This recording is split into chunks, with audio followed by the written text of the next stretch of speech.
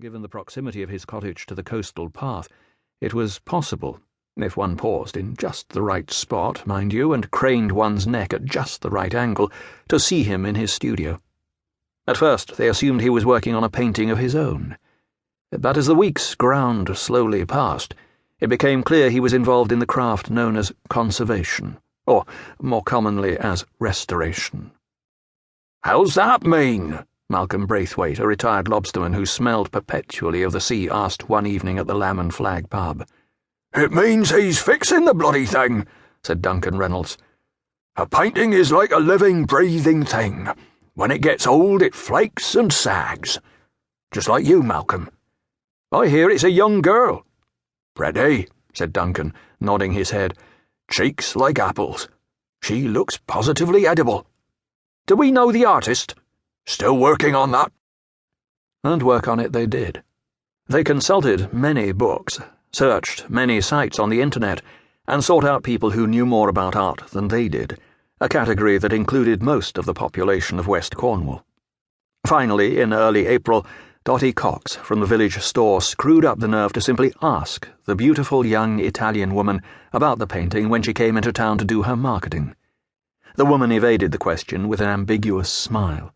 Then, with her straw bag slung over her shoulder, she sauntered back down to the cove, her riotous dark hair tossed by the springtime wind. Within minutes of her arrival, the wailing of the opera ceased, and the window shades of the cottage fell like eyelids.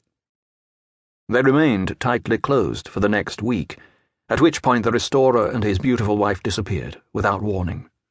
For several days the residents of Gunwallow feared they might not be planning to return, and a few actually berated themselves for having snooped and pried into the couple's private affairs.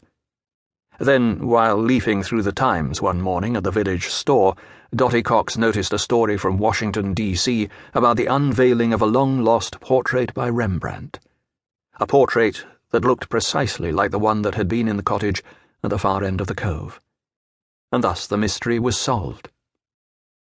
Coincidentally, that same edition of the Times contained a front-page article about a series of mysterious explosions at 4 secret Iranian nuclear facilities.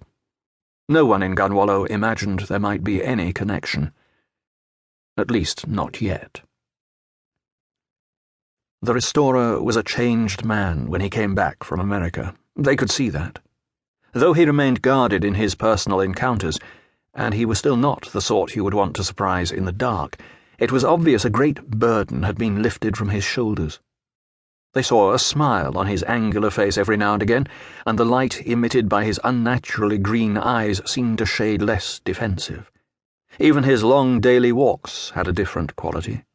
Where once he had pounded along the footpaths like a man possessed, he now seemed to float atop the mist-covered cliffs like an Arthurian spirit who had come home after a long time in a distant land. "Looks to me as if he's been released from a sacred vow," observed Vera Hobbs, owner of the village bake-shop. But when asked to venture a guess as to what that vow might have been, or to whom he had sworn it, she refused. Like everyone else in town, she had made a fool of herself trying to divine his occupation. "Besides," she advised, "it's better to leave him in peace. Otherwise, the next time he and his pretty wife leave the Lizard, it might be for good."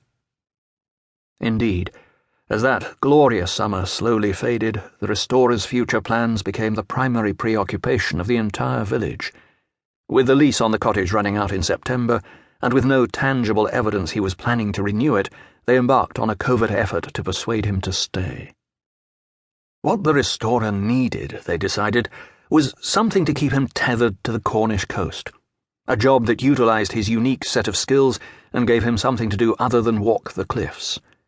Exactly what that job might entail, and who would give it to him, they had no idea, but they entrusted to themselves the delicate task of trying to find it.